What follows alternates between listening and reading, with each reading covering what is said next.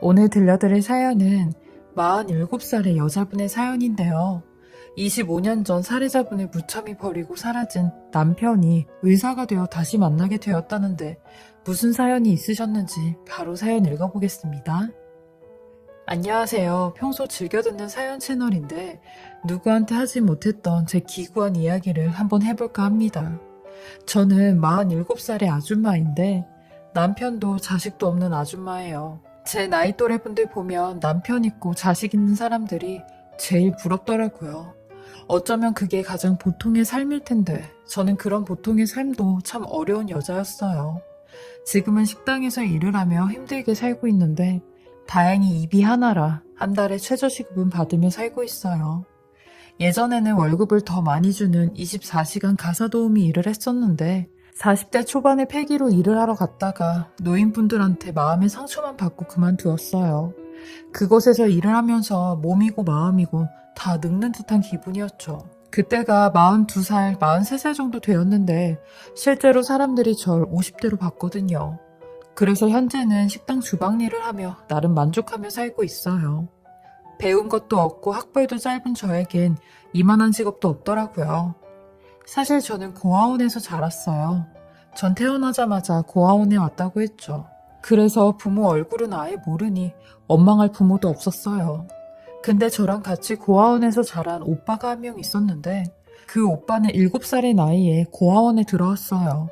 그래서 본인 부모 얼굴은 다 알고 있었고 부모에게 버림받아진 것도 다 알고 있었죠. 그 오빠는 매일매일을 증오 속에 살더라고요. 고아원 애들하고 어울리지 못해서 자주 싸우고 다투고 그랬어요.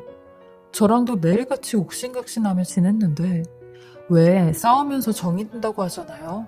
그 오빠랑 정이 들어버린 거죠. 서로 좋아하는 걸 확인했지만 고아원 사람들에겐 들키면 안 됐어요. 그리고 한창 사춘기 나이 때 고아원 시설차를 타고 학교에 가는 게 창피해서 그 오빠랑 둘이 새벽부터 나와 학교에 걸어가곤 했죠. 저랑 한 살 터울이기에 초중고는 다 같이 다녔거든요. 둘 다 공부에는 취미가 없기에 맨날 놀기만 했어요. 그때 공부라도 했으면 제 삶이 조금은 나았을 텐데 그때는 몰랐어요. 그러다 결국 둘이 사고를 치게 되었죠. 고아원은 고등학교를 졸업하면 퇴소를 하는데 저희 둘은 그 퇴소를 채우지 못하고 15살, 16살의 나이에 야반도주를 했습니다. 고아원에서 사는 것보다 둘이 나와서 살면 더 잘 살 수가 있을 것 같았거든요. 하지만 무작정 고아원에서 나온 저희 둘은 지낼 곳이 아예 없었어요. 그래서 제일 만만한 곳이 빌라 옥상이나 공원 벤치 그리고 지하철역 화장실이었죠. 앉아본 곳이 없을 정도로 그야말로 노숙을 하면서 지냈어요. 돈이 없으니 밥도 사 먹지도 못해 구걸을 했고 1,000원, 2,000원씩 받은 돈으로 김밥이나 떡 같은 걸 사서 먹었어요. 그러던 중 저희를 눈여겨본 중국집 배달원이 한 명 있었는데 저희에게 다가와 자기네 가게에서 일을 해보겠냐고 묻더라고요. 오빠한테는 배달 일을 하면 될 것 같고 저한테는 홀서빙을 하면 될 것 같다고 했죠. 아무것도 몰랐던 저희 둘은 무조건 좋다고 했어요. 일단 돈이 있어야 뭐라도 하니까요. 그리고 그 중국집으로 일을 하러 갔는데 그 중국집 사장님은 저희에게 혹할 만한 조건을 내놓으셨어요. 숙식 제공에 넉넉한 월급까지 준다고 했죠. 저희 같은 처지에 그 정도 조건이면 혹할만 했습니다. 그렇게 저랑 오빠는 시키는 대로 일도 열심히 하고 하라는 대로 잘 따라했어요. 그리고 받게 된 첫 월급을 보며 둘이서 우리 이렇게 돈 모으면 금방 부자 되겠다고 좋아했죠. 하지만 딱 2달 제대로 돈을 받고 그 이후로는 무일푼으로 일을 했습니다. 세상이 그렇게 호락호락하지가 않더라고요. 오빠가 사장에게 돈을 달라고 바락바락 대들면 먹여주고 재워주는데 이 정도도 안 하냐고 오빠의 머리를 툭툭 쳤죠. 그럴 때마다 오빠는 이럴 거면 고아원에서 나오지도 않았다고 빨리 돈 달라고 난리를 쳤어요. 말이 숙식이지 밥은 맨날 김치에 물 말아 먹고 자는 건 화장실 앞에서 쪼그려서 자는데 그게 숙식이냐고 난리를 쳤어요. 그러니 그 사장은 힘으로 오빠를 제압했고 까불지 말라고 했어요. 그리고 오토바이 사고가 나도 제대로 치료를 받지 못했죠. 이런 부당한 일은 저도 마찬가지였는데 제가 겪은 일은 말도 못해요. 그냥 어리다는 이유로 부모가 없다는 이유로 이런 대우를 받아야 했고 너무 서러웠죠. 그때 처음으로 얼굴을 모르는 부모를 원망했네요. 울고 싶어도 맘 놓고 울 수가 없었던 게 제가 훌쩍이면 사장은 재수가 없다며 손에 잡히는 대로 물건을 던졌거든요. 진짜 악마 같은 놈이었어요. 그렇게 속절없이 당하기만 하다가 결국 오빠가 그 지옥 같은 곳에서 저를 데리고 나왔어요. 저희는 또다시 길거리로 나앉았고 돈이 없어서 밥도 제대로 먹질 못했어요. 대개 남들이 먹다 남은 음식물을 먹거나 집 앞에 놓여진 남은 배달 음식물을 먹고 다녔죠. 그러다 사람이 죽으라는 법은 없듯이 정말 운이 좋게도 용기 만드는 공장에 취직을 하게 되었고 숙식도 해결을 할 수 있었죠. 저희는 그곳에서 20살 성인이 될 때까지 4년 동안 일을 했어요. 그리고 저랑 오빠는 20살이 되자마자 혼인신고를 하게 되었습니다. 사실 오빠랑 알고 지낸 건 제 나이 6살 때부터였으니까 20살 때 혼인신고를 해도 큰 감흥은 없었어요. 근 13년, 14년 동안 부부처럼 지냈으니까요. 대신 가족이 생겼다는 마음은 벅찼죠. 그리고 오빠는 시설에서 5년 이상 거주한 게 확인이 돼서 군대도 면제가 되었어요. 그렇게 저희 둘은 악착같이 돈을 벌기 시작했죠. 이제는 성인도 됐으니 돈 버는데 구애를 받지 않고 밤이고 낮이고 일을 했습니다. 그렇게 공장에서 6년간 돈을 버니 통장에도 꽤 많은 돈이 쌓였어요. 남편과 저는 그 통장보는 나게 살았죠. 하지만 제가 22살이 되었을 때 저희 부부에게 너무 빠른 시련이 찾아오게 되었어요. 남편한테 여자가 생긴 겁니다. 그것도 공장 사장의 딸이랑요. 언젠가부터 사장 딸에 대해 조금씩 얘기를 하기 시작하더니 이젠 아예 대놓고 저랑 비교를 하기 시작했죠. 야, 유라 씨는 너랑 동갑인데도 저렇게 잘 꾸미고 다니는데 넌 이게 뭐냐? 이 옷 좀 그만 좀 입고 다녀라. 너 화장은 해본 적 있냐? 제발 좀 하고 다녀. 너랑 유라 씨랑 둘이 있을 때 비교되니까. 라고 하는데 처음엔 저도 한 귀로 듣고 한 귀로 흘렀습니다. 근데 이런 남편의 감정이 점점 커졌는지 아예 대놓고 불륜을 저질렀죠. 어쩌다 남편이 전화하는 걸 듣게 되었는데 솔직히 와이프도 이제 질려요. 아니 유라씨같이 예쁜 분만 보다가 와이프 보니까 정내미가 다 떨어지더라고요. 그리고 저 여자만 보면 가난했던 과거들이 다 떠올라서 아주 지긋지긋하더라고요. 그리고 사실 와이프를 데리고 다녀야 돈 벌기도 편했고요. 아, 당연히 유라씨는 제 와이프랑 반대죠. 유라씨 보면 고생 하나도 안 한 그 얼굴이 절 미소 짓게 만든다니까요. 라고 하는데 전 그 얘기를 듣자마자 남편놈에게 다가갔고 남편을 죽일 듯이 노려봤어요. 그런데도 놀란 기색도 없이 남의 전화를 왜 엿듣고 있냐고 소리를 지르는 겁니다. 저런 남편의 모습에 분노와 증오보다 배신감으로 눈물이 다 났어요. 20여 년 동안 그 모진 세월을 같이 겪어온 사람인데 내겐 남편이자 부모 같고 친오빠 같았던 사람이 저렇게 변할 수가 있나 싶었죠. 결국 남편은 먼저 저한테 이혼을 하자고 하더라고요. 이제 자기도 부잣집 딸내미랑 한번 살아보고 싶다면서요. 제가 질렸다고 하는데 처음엔 이런 남편을 어르고 달랬어요. 이혼은 절대 안 된다고요. 그러니 아예 집에 안 들어오기 시작했어요. 그리고 절 사람 취급도 안 해줬죠. 이런 게 계속 반복되니 저도 이 남자랑 살 이유가 없어진 겁니다. 자존심도 상했고 저 싫다는 사람 더 이상 붙잡고 싶지 않았어요. 그러니 남편 놈은 끝까지 사람을 비참하게 만들더라고요. 야, 그리고 같이 모아뒀던 돈 그거 네가 가져가라. 나는 사장님 사이로 가서 돈 걱정 안 하고 사니까 너나 가져가서 쓰라고. 어차피 저 구질구질한 돈 쳐다도 보기 싫으니까. 라고 하는데 전 그런 남편놈 얼굴에 욕을 한 바가지 하고 이혼해줬습니다. 그리고 남자라면 치를 떨면서 이렇게 혼자 살았어요. 그러다 작년 여름 식당에서 일을 하고 있는데 겨드랑이부터 어깨까지 팔을 들지 못할 정도로 아팠어요. 그래서 휴가를 내고 병원에 찾아갔죠. 근데 어깨에는 별 이상 소견이 안 보인다며 혹시 건강검진 받은 지 얼마나 되셨냐고 물어보더라고요. 그래서 건강검진을 받아본 적이 없다고 했습니다.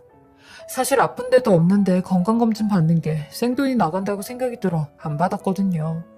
그러니 저한테 여태 건강검진을 안 받아보면 어떡하냐고 병원을 하나 소개시켜 드릴 테니 건강검진 받아보라고 하시는데 처음으로 건강검진을 받게 되었어요.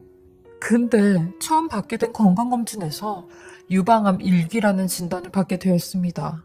너무 허무하더라고요. 여태 이렇게 고생하며 살았는데 내 인생은 끝까지 최악이구나 라는 생각에 눈물도 안 났어요. 저를 검사해준 담당 의사는 1기가 될 때까지 아프지 않았냐고 물어보기까지 했죠. 하도 별 고난을 다 겪어서 이 정도 아픈 건 그냥 아픈가 보다 생각을 했었는데 의사 선생님은 당장 수술을 받아야 된다고 했고 유방암 1기는 생존율도 90%나 되니 걱정은 하지 말라고 했어요. 그냥 이렇게 혼자 죽어가는구나 라는 생각에 서럽더라고요. 그렇게 저는 대학병원이 아닌 유방센터로 유명한 종합병원에 가게 되었고 진료를 기다리고 있었습니다. 진료실에서 제 이름을 불렀고 방으로 들어갔는데 어떤 여의사가 제 차트를 한참이나 보더니 예약이 잘못된 것 같다며 다른 교수님한테 예약이 됐었어야 했는데 중간에 오류가 있었던 것 같다며 죄송하다고 그러더라고요. 그렇게 저는 늦게까지 병원에서 다른 교수의 진료를 기다리고 있었어요. 그리고 그 교수한테 마지막 진료를 받으러 들어갔는데 저는 진료실에 들어가자마자 의사 얼굴을 보고 그 자리에 얼어붙고 말았습니다. 왜냐면 그곳에 떡하니 앉아있던 의사가 바로 25년 전 저를 무참히도 버린 제 전남편이었거든요. 저는 순간 제가 사람을 잘못 본지 알고 명패를 봤는데 전남편 이름이 맞더라고요. 그 사람 또한 절 보곤 눈이 휘둥그레져 아무런 말도 못하는 겁니다. 그리고 저도 그 사람 보자마자 뒤도 안 돌아보고 나가려고 했어요. 그러니 전 남편이 절 붙잡으며 진료 보고 가라고 앉으라고 하더라고요. 그리고 간호사에게 이분 어차피 마지막 환자니까 내가 혼자 보내겠다고 먼저 들어가라고 했어요. 간호사가 나간 뒤 전 그 인간 얼굴을 뚫어져라 쳐다봤어요.